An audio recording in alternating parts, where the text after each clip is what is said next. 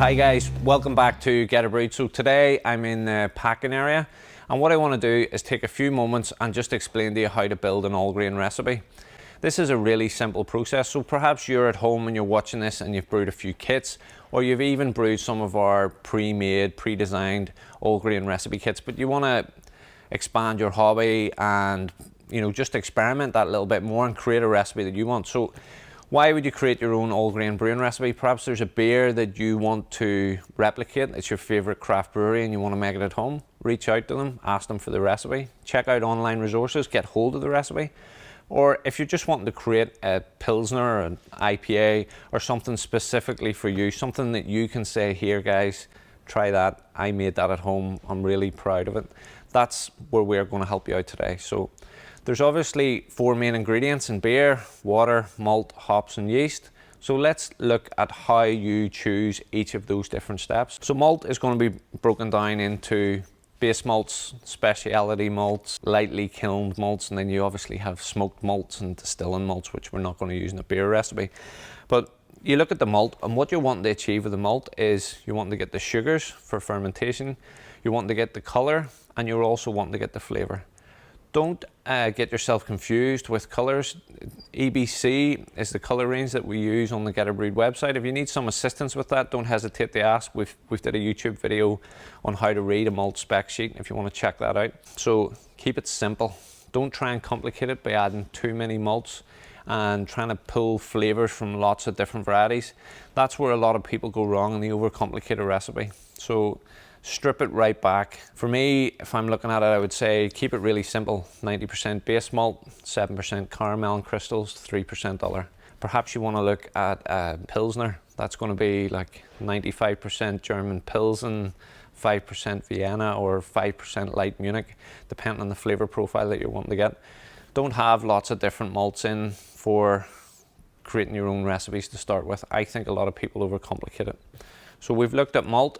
Now we want to look at hops. In building a recipe for hops, there's a huge catalogue of hop products and advanced hop products available now. We've got T90 hops, Lupo Max enhanced hop pellets. We've even got advanced hop products like Incognito and Spectrum. The list of hops is endless, and the varieties, there's so many of them. What you want to pay attention to is the year of the hops, obviously if you're interested in getting super fresh hops, and the alpha acid of those hops. So hops could be broken down into 3 or 4 areas. So hops added at the start of the boil are for bitterness, hops added in the middle are for flavour, and hops added at the end of the boil are for aroma. Or you can add hops in a hop stand at a reduced temperature. Yeasts then would be the final thing that I'm going to focus on very briefly. So it used to be that there was just generic ale yeasts and lager yeasts.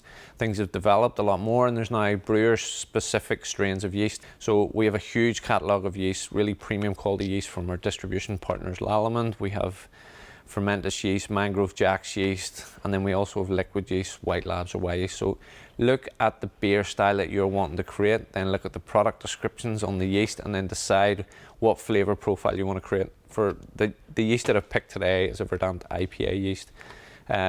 Modern hazy fruit forward IPAs in terms of that fruit flavour. Verdant IPA kicks off a real apricot flavour, and a lot of people like that in their IPA. That's why I've pulled this box out just to discuss it.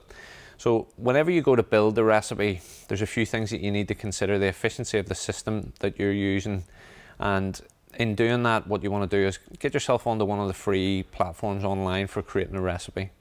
So I use Brewer's Friend, so you could log on to Brewer's Friend. It's a free app. I'm not affiliated. I'm not upselling that in any way or tying you into a subscription.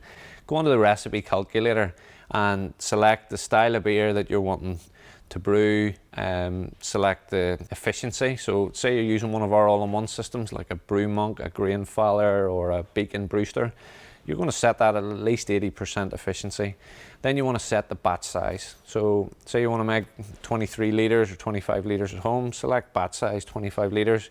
It'll allow you to change between American measurements and UK or European measurements if you want that in kilograms. So then you can start to build that recipe working with, select what malts you want to use, select what hops you want to use, and select what yeast you want to use. When you've put the batch size and the efficiency in and you select the malts, what that does is that calculates that all up for you, and it'll show you at the top of the page. You'll have a color indication, you'll have a bitterness. So in relation to hops, they talk about IBUs, International Bittering Units. There's a handy table on the Geterbrewed blog which shows you what beer styles would have what standard IBU. So say you want to brew a lager this time of the year, and you know that you don't like a very bitter lager, so you put it in at 20 IBUs or 25 IBUs or less, whatever your flavor or palate desires.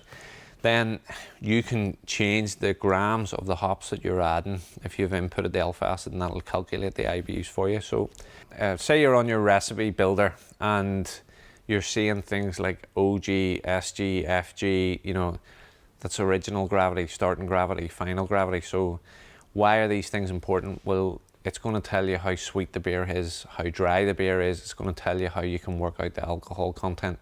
So when you have your starting gravity and your final gravity in your recipe before you start, you'll know what alcohol content you're creating. And if you want to tweak that alcohol content a little bit, obviously if you want to increase the alcohol content, just to increase the quantity of the malt, because that's where the sugar comes from. The next core ingredient we're going to look at is water.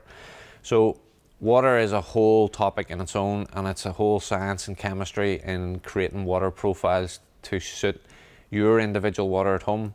Now, we have some information on our blog that tells you about water chemistry and how to read that and adapt it. So maybe at this stage you don't want to confuse yourself, so do something simple like get a local water report, ping it into us and ask us for some assistance, or make it really easy and just buy some bottled water out of your local supermarket and use that for creating your recipe. Creating your own recipe is really simple, and what we want to do is remove the fear factor from that. So if you need any assistance creating a recipe, or you want us to give you example recipes of your favorite beer, just ping us a message on one of our social media channels. We have a team of brewers here. We have full technical support from our distribution partners. We have access to master brewers. We own our own brewery. We know how to make award-winning beer, and we want to encourage you to get creative and design your own beer at home and not be concerned in any way about that being difficult. It's really, really simple. We're here to help you. It's in our interest here that you brew successfully and consistently. All our team care about our customers brewing successfully. So if you need any assistance with your brewing or designing a recipe, or how to make that beer that you want to clone, or the beer that you tasted on holidays and you just want to replicate that, whatever emotional attachment you have to that beer style, we can help you create that here. So don't hesitate to get in touch. Thanks so much for watching. Until next time, happy brewing.